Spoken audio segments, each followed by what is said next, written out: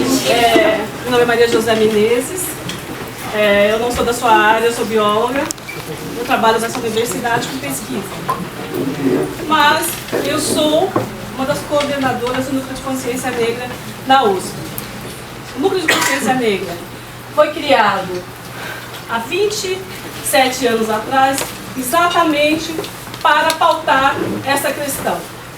Porque nós não nos víamos aqui dentro e continuamos não nos vendo nesse espaço, um espaço construído para manutenção de um segmento da sociedade e perpetuação desse segmento. Então, o Núcleo de Consciência Negra foi uma das primeiras entidades no Brasil a pautar a reserva de vagas para negros e negras nas instituições públicas brasileiras. Porque nós entendemos que o racismo é uma sequela importantíssima e responsabilidade do Estado brasileiro, que por mais de 500 anos o sustentou. Em 2001, o então presidente da República, Fernando Henrique Cardoso, assumiu que o Brasil é um país racista e que eram necessárias medidas de reparações para essa população, para a população negra e para a população indígena. E foi esse programa de reparações, não só no ensino, mas em todos os segmentos da sociedade, que foram criadas as ações afirmativas. Veja, nós estamos falando de mais de 15 anos, 14, 15 anos. E essa discussão foi feita. Qual foi o período que essa discussão foi feita nos Estados Unidos? Final dos anos 50.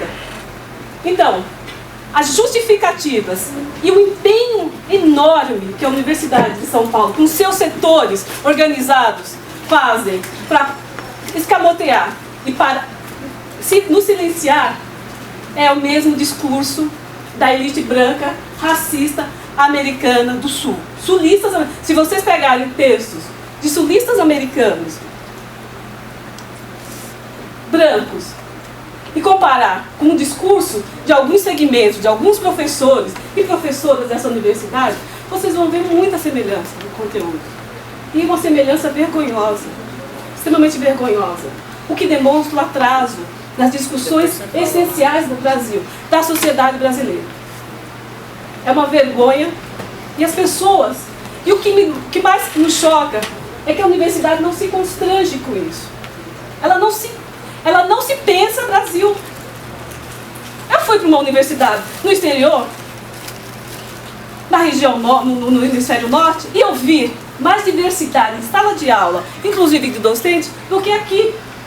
Eu tive aulas com chineses, eu tive aulas com africanos, eu tive aulas com negros, americanos. E quando eu chego em salas de aula aqui no Brasil, eu vejo professores brancos, na sua extrema maioria, e eu vejo estudantes brancos, na sua extrema maioria, e eu vejo uma população negra, na sua extrema maioria. Onde está essa população?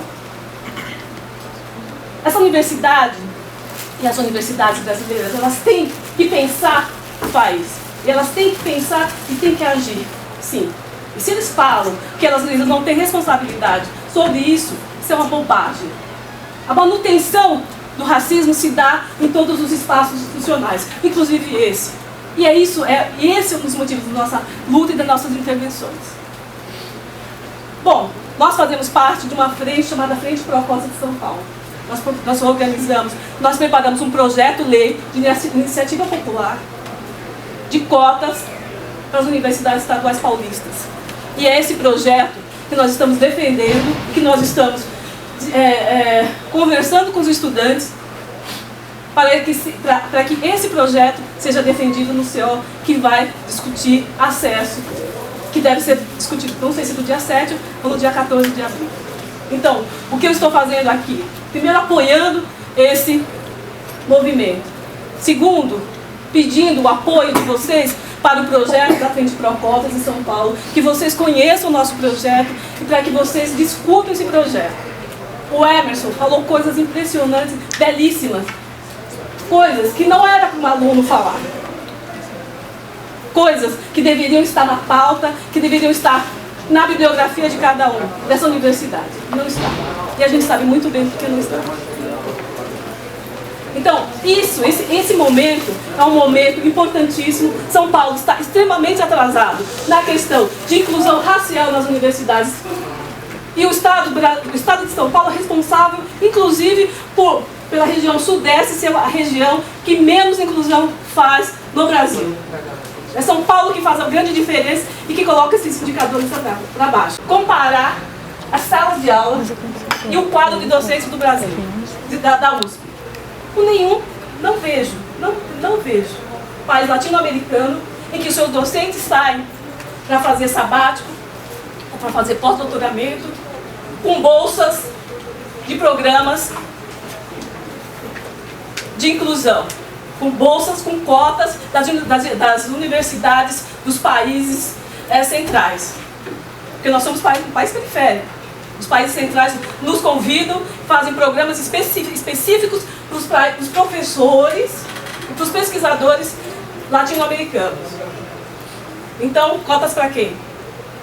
Só não podem discutir as cotas raciais. Mas as cotas que sempre existiram para determinados segmentos, esses são tidas como normais. Então é isso, gente. Né? Cotas para quem? Obrigada.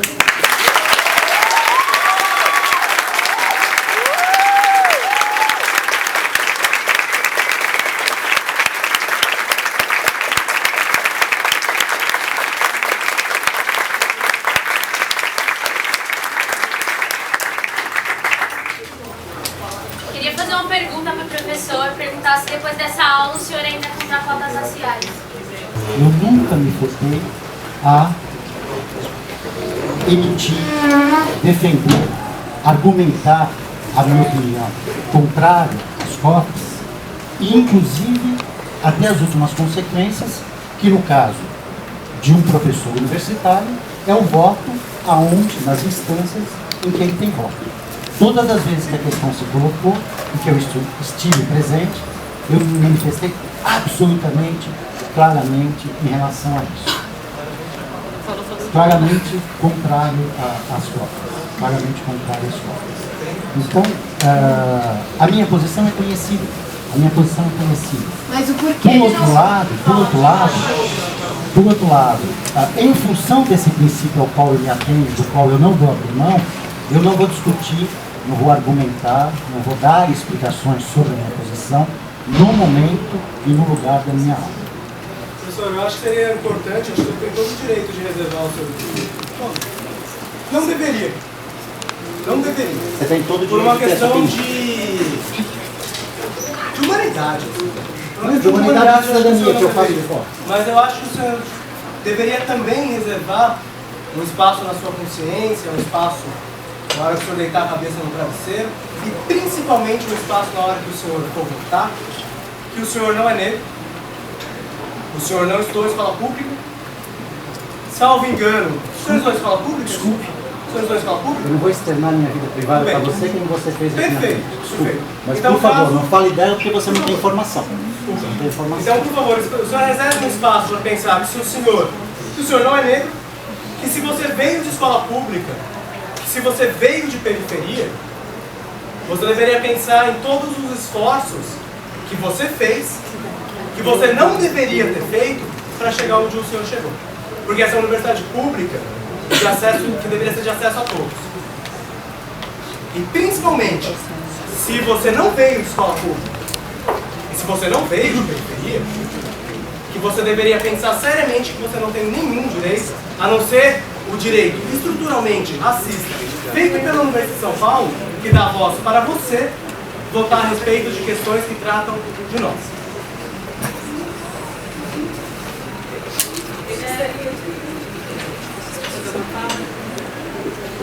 Porque quando eu entrei aqui na universidade, eu também era muito leiga sobre o assunto, principalmente sobre cotas, e acredito que muitos dos meus colegas também. E aí essa história não é só minha, não é pessoal, não é individual. A gente vê em Facebook comentários são todos individuais, todos colocando a sua opinião, a sua vivência, a sua experiência. Eu até tenho pavor disso, porque a gente não consegue olhar para a estrutura, para a conjuntura, para a coletividade. Então, eu gostaria, na verdade, que um dos meus colegas explicasse um pouco o que é esse projeto das cotas e por que esse projeto de cotas. E deixo um espaço aberto para pessoas não brancas, para meus colegas. Desculpa, para pessoas não negras. Enfim, vocês entenderam. E para os meus colegas negros, perguntem, esse é o momento. A gente pergunta, a gente ouve poder responder, responde, e fica para a nossa reflexão. Mais do que a gente ficar aqui, ninguém quer evangelizar ninguém. A gente busca educação, mas evangelizar não. Educação é perguntar. Justamente estava falando para a gente perguntar para você quais são os pontos. Eu sou uma pessoa um pouco negra, como está falando todo mundo aqui. Quem já discutiu isso durante a faculdade? Eu sou uma pessoa que nunca discutiu a respeito disso há muito tempo. Eu queria saber quais são os pontos que fazem vocês apoiarem as cotas. Vou deixar para meus colegas todos. Bom, gente, veja, a gente não está aqui discutindo a legalidade de cotas. As cotas, elas são legais, elas são um projeto federal, e elas são aplicadas em todas as universidades federais e na maioria das universidades estaduais do Brasil. A Universidade de São Paulo é uma das poucas instituições de ensino superior público que não a adotou. Então, veja, nós não estamos discutindo legalidade. Quem é contra cotas, desculpe, mas está contra a lei. Primeira coisa é essa, tá? Isso não é uma discussão de âmbito pessoal. Isso é uma discussão que o país fez, que as instituições, que os movimentos fizeram, que o judiciário, que o TSF, o Tribunal... não, é federal. Fez. Então, assim, por favor, então, a primeira coisa que eu gostaria que vocês entendessem é que nós não estamos aqui discutindo legalidades, nós estamos discutindo a aplicação de leis que devem ser implementadas nas instituições públicas. Porque são parte de projetos, como eu falei, de medidas de reparações históricas de segmentos que foram, ao longo da história, subjugadas. A escravização é uma das piores. Os meus ancestrais passaram por mais de 300 anos de escravização. E isso é muito grave. E o Estado brasileiro nos deve reparações. Assim como os nazistas tiveram que fazer reparações para os judeus, o povo judeu. Certo? Primeira coisa. Segunda coisa, não sei se vocês querem discutir detalhes do projeto. Eu gostaria muito mais de discutir as questões políticas disso. Os percentuais de cotas, eu acho que isso não vai agregar muito.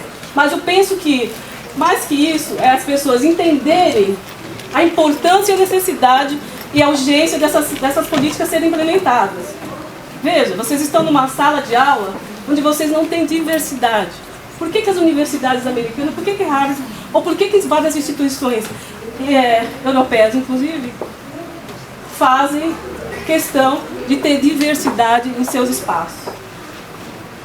Porque agrega conhecimento, porque elas não são tolas, elas não são egoístas, e elas não querem se manter atrasadas, elas não querem estar 80 anos com um atraso de 80 anos. Essas estruturas, elas têm que ser derrubadas. Nós temos uma tarefa que é de romper paradigmas dessas instituições conservadoras. E a função e a tarefa é de vocês. Porque não vamos esperar que pessoas que sempre se beneficiaram por conta dessa estrutura vão, de alguma forma, buscar alterar. Porque isso é conhecimento, é poder. E esse conhecimento é que vai fazer com que várias pessoas, com que vários segmentos comecem a pensar, por exemplo, nas periferias. É com que alguns segmentos dentro dessa instituição comecem a pensar em cursos de extensão. Como é que nós vamos interagir com a nossa vizinhança tão pauperizada e que nós fechamos os olhos e formamos muros. Então são questões nacionais, nós estamos pensando, essas questões são questões muito profundas e que elas têm uma importância para o país. Se o país quer se manter numa estrutura arcaica e obsoleta, se ela quer avançar. Não cabe na contemporaneidade estruturas como essa, de segregação, de manutenção de determinados segmentos do comércio. Acho que ele não está só uma dúvida. Quer dizer, então a questão das cotas é uma coisa que já está definida. Ela é legal e ela tem que ser aplicada. Ela não As cotas raciais, elas foram aplicadas, elas são legais. Sim. Tá? Se tem lei. Existe uma coisa muito interessante, ao contrário dos programas dessa universidade, as cotas raciais, nas federais e nas estaduais, do país inteiro, elas são acompanhadas por, nós temos dados quantitativos e qualitativos dos cotistas. Existe uma publicação que tem o acompanhamento em algumas universidades estaduais e federais do programa de cotas raciais de 2002 a 2012. Porque as cotas raciais, a gente está discutindo alguma coisa que já foi superada no começo desse século, em algumas instituições. Nós somos assim, um pouquinho atrasados, né? Uma década ou mais. Eu estou falando da UERJ, da UNB, da UNEB, da UFBA, da Federal do Amazonas, enfim, das universidades do Sul. Então a gente tem muito material para as pessoas se informarem, para as pessoas entenderem, para as pessoas compreenderem e pararem, inclusive, de falar com esse discurso muito ruim, né, qualidade da universidade. Para vocês terem ideia, tem um trabalho muito importante de uma professora chamada Deucele Mascarenhas. Ela pega os 3 cursos de maior projeção social na UFBA e ela acompanha os cotistas e os não cotistas. Uma das coisas mais interessantes que aconteceu com a implementação de cotas na UFBA foi que a nota do vestibular subiu. E quando ela pega os cursos, as notas e acompanha essas notas, ela primeiro que não tem diferença, as diferenças são muito pequenas no começo, mas que depois os cotistas conseguem e acompanham e muitas vezes se sobressaem aos não cotistas. Evasão diminui, a nota do curso aumenta. Então, assim, todas as coisas, todos os argumentos para destruir qualquer argumentação contrária à implementação dessa política, que é uma política de Estado. Tá? Não é uma partida de futebol. Isso aqui é muito sério. Nós estamos falando de políticas, nós estamos falando de estrutura, nós estamos falando de Estado, do Estado brasileiro.